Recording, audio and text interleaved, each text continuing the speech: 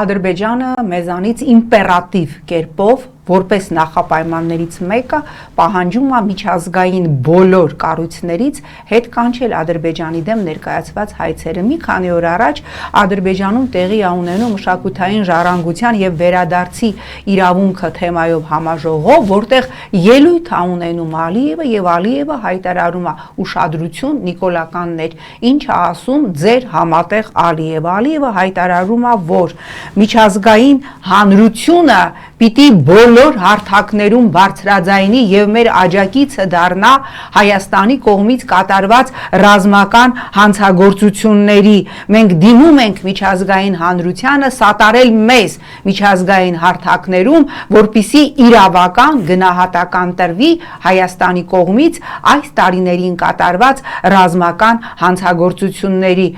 Նիկոլական սեգմենտ, սա նշանակում է, որ Ալիևը ասում է եկեք ես գնում եմ խաղաղության, չէ, սա նշանակում է, որ Ալիևը ասում է ֆիգ ձեզ, թե դուք ձեր ուզած խաղաղությունը կտեսնեք, միջև ես միջազգային ատյաններում անգամ միջև վերջ չպատժեմ Հայաստանին եւ հարյուրավոր միլիարդների դոլարների տուգանք Հայաստանը չվաճառի։ Դա